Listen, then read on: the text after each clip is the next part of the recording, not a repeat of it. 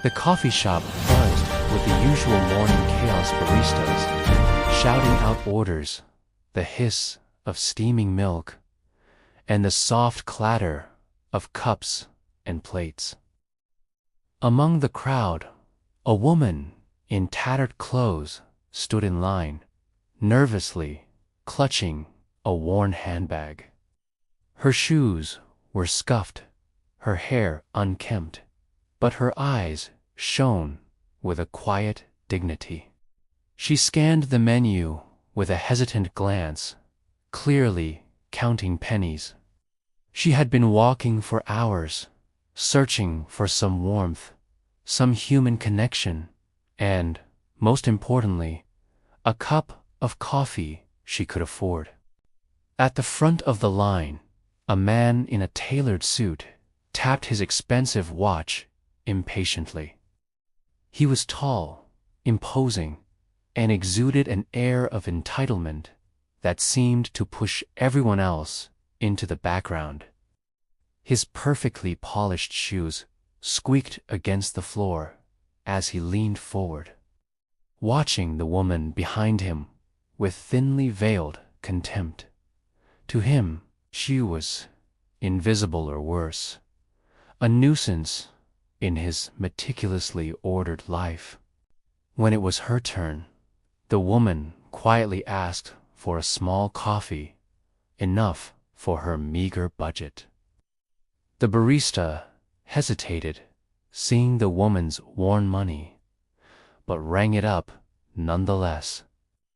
The man in the suit snorted audibly and made a derisive comment under his breath, loud enough for her to hear. He mocked her appearance, her clothes, her lack of status. The woman flinched, but did not respond. She had faced ridicule all her life, and she had learned the art of survival through silence. Then came the unthinkable. The man leaned over the counter with a sneer and, in a moment of sheer cruelty, grabbed the cup of coffee the woman had just paid for and poured it onto her lap. The scalding liquid soaked her skirt and burned her skin, and she gasped in pain. A few customers gasped. Some murmured, but most just looked away. The barista froze, unsure of how to intervene. The man laughed, a harsh, grating sound, relishing his small act of power and humiliation. The woman's face contorted in shock and pain, but beneath it all, her eyes burned with anger. She felt the heat on her legs, the wetness on her clothes, and yet she did not cry out. She grabbed a napkin to mop at the spill, but the man shoved her aside, still chuckling, and strutted out of the shop, leaving a trail of arrogance in his wake. For a moment, the coffee shop seemed frozen. Then a voice cut through the tense silence, manager rushing over, worried and flustered. "Ma'am, are you okay? Do you need medical attention?" The woman shook her head, swallowing her pride and pain. "I'll be fine," she whispered. Her hands trembled, not just from the burn, but from the humiliation of being so publicly degraded. Outside, the man in the suit walked down the street with an air of triumph, completely unaware of what was about to happen. He didn't notice the discreet cameras on the coffee shop exterior capturing his actions, nor the customer who had already dialed a number to report the incident. What he did notice was a black luxury car slowly pulling up at the curb, windows tinted, engine purring quietly. The car door opened, and a man stepped out tall, impeccably dressed, and carrying himself with a confidence that seemed to command the air itself. He approached the coffee shop with a calm, deliberate stride. Inside, the staff and customers watched as he entered, and a ripple of recognition spread. He was not just any man, he was the CEO of the very company whose office tower loomed over the city's streets, a man whose reputation for excellence and precision was legendary. He surveyed the scene with sharp eyes, taking in the burned woman, the shaken barista, and the lingering tension. "What happened here?" he asked, his voice calm but carrying an unmistakable authority. The barista, still trembling, explained the incident, detailing every cruel word and act.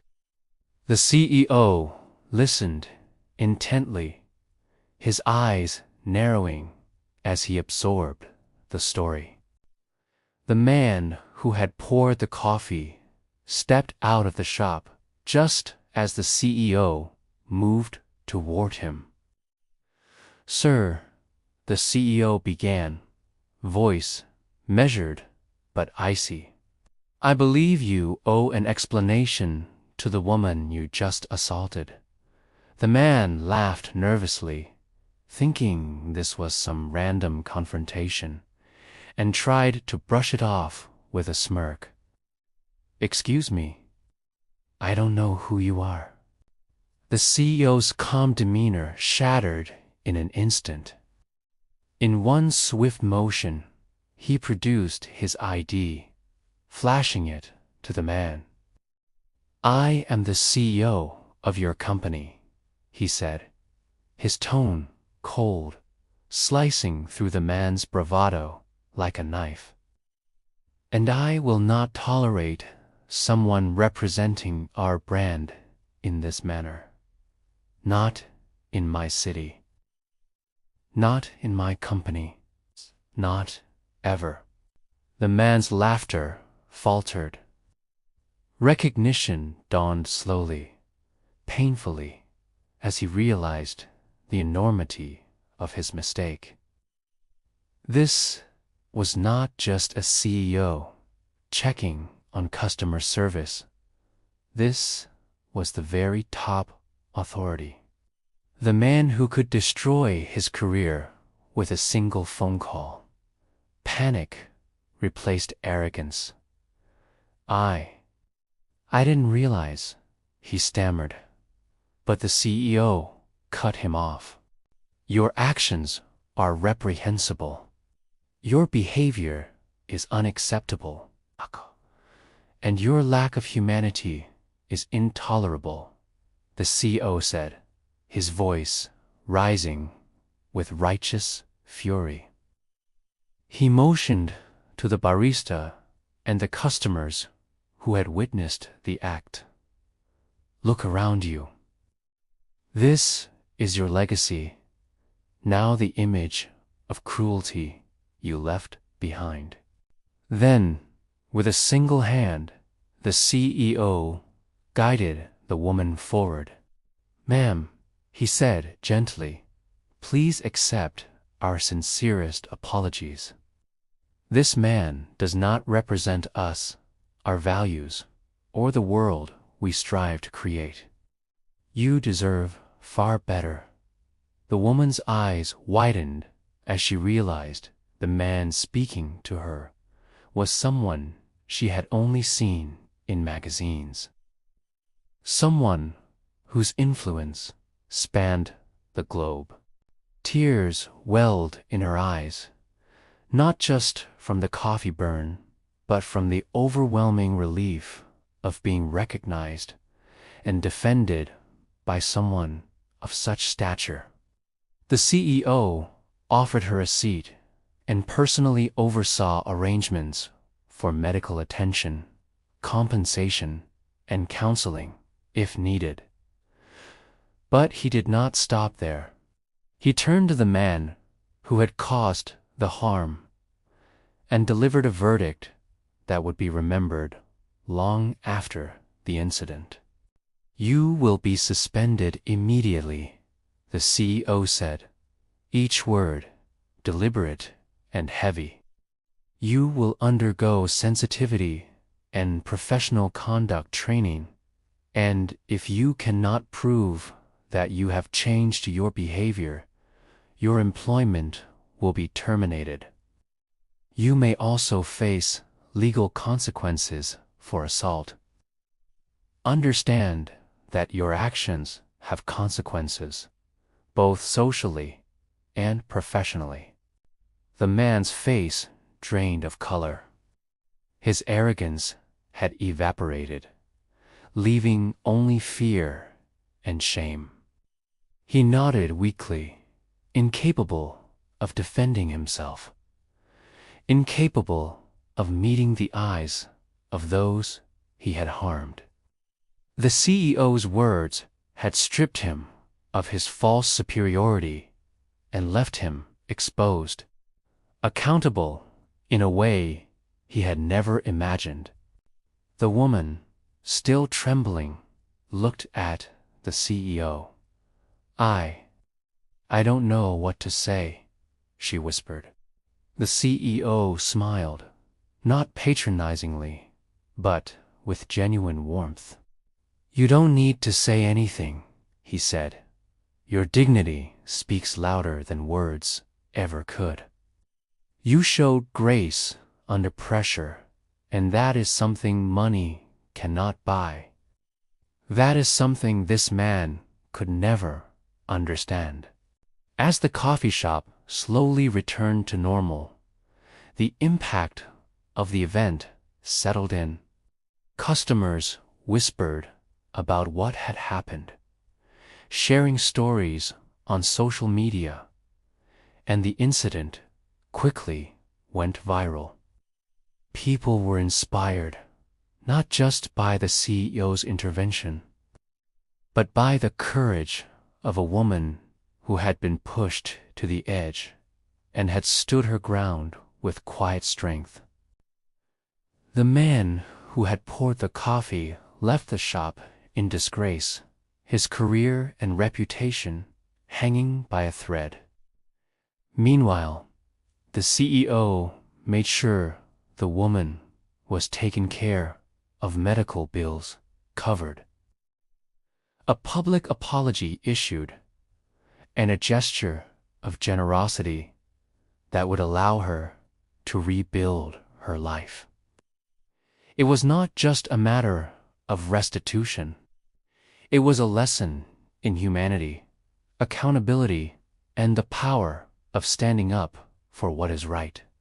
Later that evening, the woman sat in her small apartment, wrapped in a blanket, sipping a fresh cup of coffee provided by the CEO himself. She reflected on the day's events, the pain she had endured, and the unexpected kindness that had followed. In a world often marked by indifference, she had been reminded that there were people who would stand up for justice, who would recognize the value of a human being regardless of social status or wealth. The CEO's actions resonated far beyond that coffee shop. His intervention sparked discussions in offices, schools, and homes about respect, empathy, and accountability.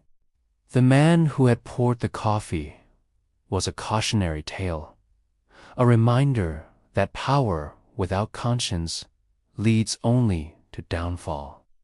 And the woman, once humiliated and hurt, became a symbol of resilience and grace. Her story, inspiring countless others to demand better treatment, to refuse to be diminished, and to trust that justice could come from unexpected places.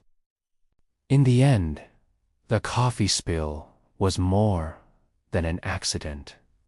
It was a catalyst for change.